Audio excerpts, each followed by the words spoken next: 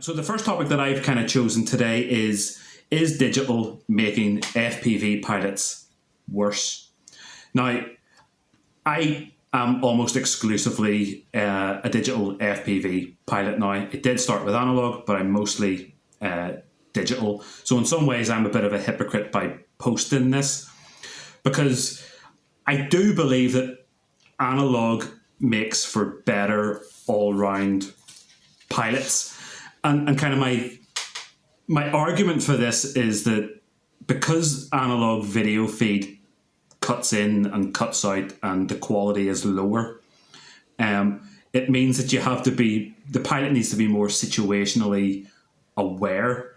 They kind of need to better understand how to read their breakup, the limitations of their frequencies and the signal quality and that kind of thing. And so I think people that jump straight into digital miss out on learning those basic core skills, and it could maybe lead them into getting into trouble later down the line, where guys that started out with analog or continue to fly analog can read all of the signs of what's happening with their signal, and in all makes for better pilots. Stacey, what do you think? You've been at this game a long time. How do you feel about my question? I think you're on the right track with that. So like I started 2014, so I've kind of did analog for quite a few years, even when digital came out. Kept on doing analog mostly because of cost. And then when it came out initially, the latency was really, really bad, and it had a lot of mixed reviews and stuff, but it quickly took over and handled that. I think the big thing with dealing with analog versus digital, at least for myself, being someone who's done analog for a while, is like you said, analog you can kind of read when your signal's starting to fade off, and some of the digital systems do that, but not quite the same. So like I've got an antenna issue on mine currently, and so my range is like terrible. It's not anywhere near it, and it'll be crystal clear, and then all of a sudden it's like frozen, and I'm not very far away from myself at all. Whereas with analog, having an antenna issue, you would know from the get-go that you've got, issues, because it's transmitting once. You get the signal, whatever you get.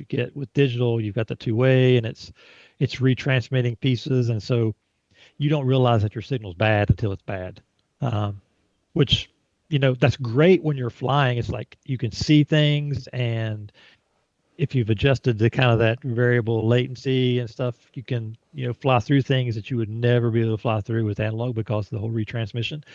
But when it goes bad, and there is no flying through it because it just freezes, and sometimes it doesn't even come back, and you're screwed.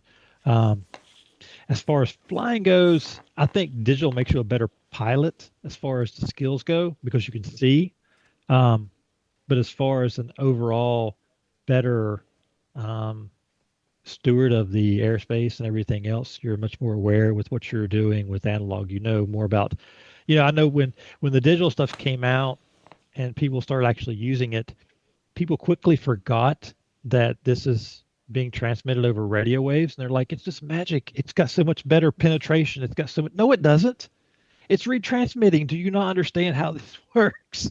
It's like, it's not better. It's just got a better implementation than what analog has. So, it's great, but in the same way, you don't realize just how bad, your signal may be before it's too late. DJI does a pretty good job with kind of giving you some feedback on it, but even the feedback that it gives you isn't the best. It's got the little color bars and stuff, and sometimes it's great, and sometimes it's not. But my fear is just that there's no doubt that digital is fantastic, but I fear that it can give overconfidence perhaps to pilots, or an over-reliance on the robustness of the signal, and they're not used to when it does hit the fan, all of a sudden they don't have the skill sets to... Part of that, I guess, so we'll get this, I'm sure, with Tristan, with like long range and stuff. if you're used to the way that it works, you're flying around close by yourself and stuff, the signal's great, everything is hunky dory. If the signal drops, okay, you crashed, somewhere, now you got to go, climb over a fence or whatever it is that you got to get to your drone. You're flying long range and the signal does that, you're screwed. Um, hopefully you got GPS and return to home works, but that's the other thing. It's like I flew for a little while when I first got DJI. I flew for a little while I bought their controller because I was like, this will be great. I'll have like one antenna. I don't have to have a receiver on there. Don't have to do this. That was a bad idea. Because when it dropped, like, your transmitter dropped and your video dropped and you were, really out of luck. Thankfully, I fly within a few hundred feet of myself all the time. So you have no redundancy. It's a little better now, actually. With the latest DJI stuff, it's actually on a different carrier. So your goggles can go, but your radio link is actually on a different carrier. I know it all goes through the goggles still. So I think that's actually improved with the current tech. But yeah, you're absolutely right. You've no redundancy. If your goggles run out of batteries, that's it. For that sense, redundancy is so important with especially for long range stuff. In my opinion, it's so important. You should have backups or backups. If something goes wrong, you need to have something to lean back on. So, yeah, the DJI system. The other thing that I'd like to mention though about this, and that you need to realize, is with digital, it's a wow factor when you put the goggles on. So I think what's happened is you've now got people getting into FPV for the wow factor, not necessarily just for the piloting. So you've now got like this, sort of big influx of people getting into it for that. So yeah, does it make pilots worse, or does it attract worse pilots, for want of a better way of putting it? Well, yeah, that's a fair point. I guess back when you started, Stacey, the image wasn't great, probably in your goggles. No. I mean, comparatively speaking, anyway. So you had to really be into flying, really, to get into it, I guess, and want to do it in that respect, rather than putting on the goggles now with your DJI drone or whatever, and get it to fly itself into the air. You get that wow factor, and that then takes you into FPV in that direction. It's food for thought anyway, isn't it? I don't know. Yeah, certainly when I got into it, it was digital that I got into. It was DJI that got me into it. I started with their camera drones and then already had the goggles, so I got into it that way. But I'm really glad that I spent the time and got into analog, because since that I've started to sort of play around with analog, I've learned so much more about RF, about drone building as well, because you need to have a clean aircraft in order for your signal to be, there's so many other factors that you just don't need to have if you've got a digital system fitted. You can have a really noisy aircraft and still have crystal clear video, and it might fly like crap, but you don't really care because you're getting this, crystal clear video. So I prefer it for freestyle though, definitely digital. I like to see what's coming. I've tried a lot with analog to get my system as good as it can be, and yes, the latency's great. Don't get me wrong. If I'm doing big air freestyle, it's fantastic that. But when I'm skimming close to trees and scraggle and that sort of stuff, I kind of need to see it. You see it coming. Rather than have to react when it's right in your face, or you don't even realize it's right in your face half the time. So, yes, it's interesting. Yeah, but I think everyone should try analog that's really, into flying and into FPV. I think that's important. See, the analogy that I've used with a couple of my buddies when I've been trying to explain this, I kind of think like in a car, if you drive a manual car, you learn to drive a manual car, that when you go on your holidays and you get that rental and it's an automatic, it takes a few minutes for you to get used to it, but you get used to it within a few minutes and then away you go on your road trip. But if it was flipped the other way around and you only ever knew how to drive an automatic car and then you got into a manual, I doubt it would, you'd be heading off down the road within a few minutes. You'd probably end up going in and asking, can you have an automatic? And I kind of imagine maybe it's something similar to digital. If you fly analog and you've learned all of those core skills and those fundamentals, then when you go to digital, they're subconsciously they're in there. and you're thinking about where you're standing or where you may lose video when you fly behind a tree and so on and so on. But whenever I've got you're... to, Yeah, go ahead, Dave. no, I've got to agree with that. I'm going to throw the rock in the pond here and say, yes, digital does make more talented pilots, as in flying capabilities, but it creates worse pilots that don't know how to Yeah. fix a drone, build a drone, or anything. They're relying on a plug and play Yeah. system. If you ask them about a VTX table or anything, they're lost. They don't understand about why are my antennas not working, you know. It says this in the picture. I should be able to do what all these people are doing on YouTube. And they're relying on, you know, a technology that's plug and play that they actually don't understand because they expect to power it up and it works. They don't know anything behind the scenes of it, you know, and they'll only buy a flight controller that's got a plug on it for them to plug their VTX into. You know, it's taken away that whole skill set of all those base knowledge and core foundations that are required. So, yeah, that it's cool. It's got better visibility for people doing proximity stuff, but it does create worse, you know, pilots in general. Like, how many times do we see people complaining about saying my VTX is, you know, dropped out and doing this, all these other guys are getting this because, you know, they're trying to run a high-powered VTX off a 9-volt pad that requires 1.3 amps. Like, they don't Understand even that. look at that technical Yeah, I information. can't argue with any of that, Dave. I It's think like- you've hit the nail on the head Yeah, there. I plugged it in, it's not Yeah. working. It should be doing what it's meant to be doing. Like, they're not taking any responsibility for themselves. It was electrical noise for me. Well, that's probably- you know, I'd never even like cared about electrical noise until I started getting into analog, and then realizing that I can't see anything. You don't even realize how much noise Sure. there even is with Yeah, something absolutely. until you do that. You start seeing the feedback. Like, I know back in the day, early on with computers and stuff, I would have the little external speakers sitting on my desk, and when certain things would happen, you would get that feedback in those speakers, you know, from the radio noise and stuff. Like, what the heck is that? And they finally, you know, you figure out what that electrical noise is coming from.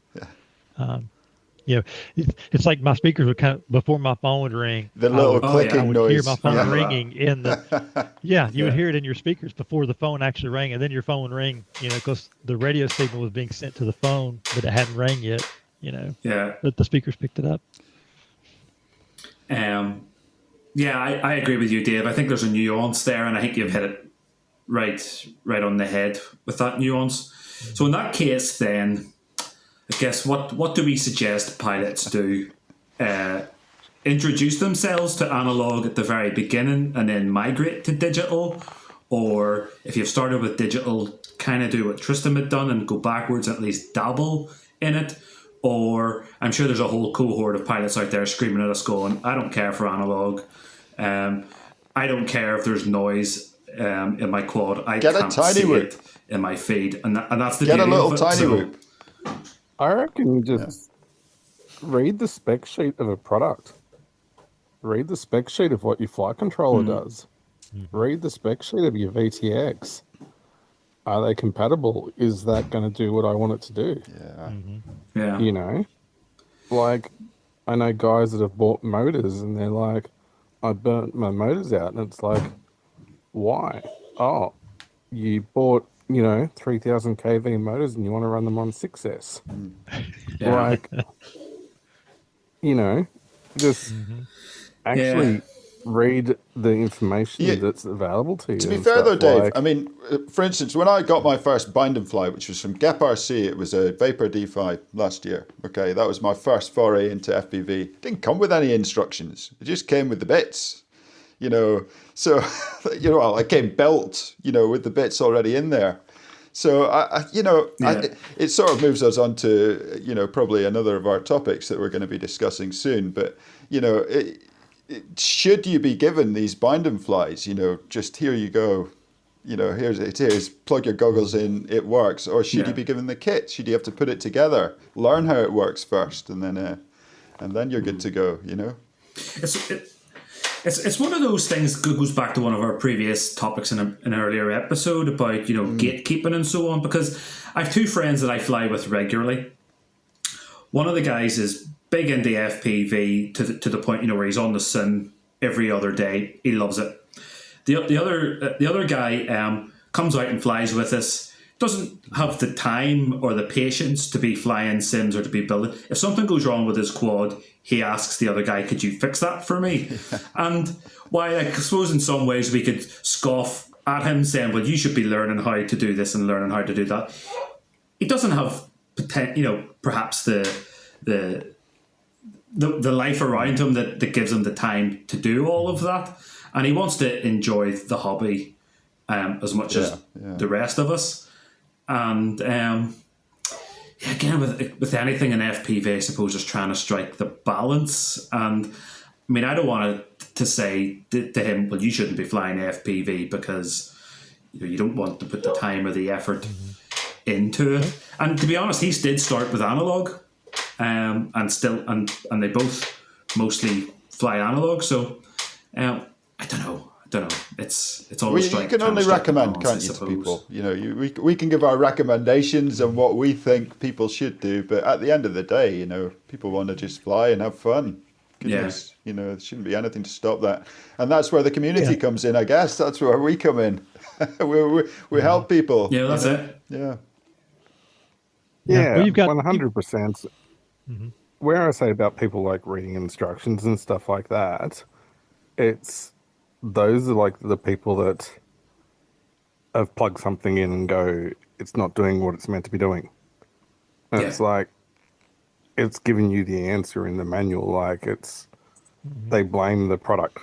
Yeah, away. You're right, David. There's a knee jerk to that for else. Sure. No, you're right there. Yeah. I'm guilty of it. I'm terrible for reading instructions. Yeah. I think I know everything, and then it all goes wrong. I've got several. I don't know if you can see them off camera. I've got several flight controllers and ESCs over there that are burnt out. Through user error. That's the best way of learning. We all make mistakes, and we learn from them. It's devastating at the time. And I worked, like my original trade was a boilermaker before I studied engineering. And the guy I learnt under he was old. I don't know how old, but he was old. His first thing he said, "Listen here, boy, I've done more mistakes than you've ever done jobs." And he said, "That's the way you're going to learn." Yeah, man. School of hard knocks. Yeah. And truth be told, every time you make a mistake, you make a learning from it. And it's about being humble about it too. And that's where I think the community of people being humble, like, that's humble and accountable, the two big cornerstones that need to be reinforced into our community. I agree. Nobody wants to help anyone who just goes, "Oh, this is crap, blah blah blah," because blah blah blah. But if you come with a problem, I just don't know how to do this. It's totally different. People deal with people at the end of the day. But you see online all the time. People ranting and raving about blah blah blah or crap because this doesn't work, and they just haven't taken the time to work out why it's not working, and half the time it's because they've done something wrong. I totally get that. I see it anyway. Yep. So the takeaway then is, does digital make FPV pilots worse? The takeaway is yes, but no. But no at the same time. Right. Yes, but no. Maybe. Yeah, I guess it depends on what you mean by, FPV pilots. If, as far as skills go to fly, digital makes you a better pilot because you can see, where you're going. As far as making you a better custodian of the hobby or whatever. Of the hobby and knowing, how everything works and, being better equipped to handle things when they don't work, I would say that it definitely doesn't. Probably a lot of things that we do now probably makes us worse in that regard. The software is way better. You don't have to tune really to get a good flying drone. You don't have to, there's so many things you don't have to do now in order to have a good setup. You don't have to even really worry about where your antennas are placed or anything because everything just kind of works better overall. You know, you could get better performance, but it's probably good enough Yeah, and you don't even realize absolutely. it. Yeah. Yeah.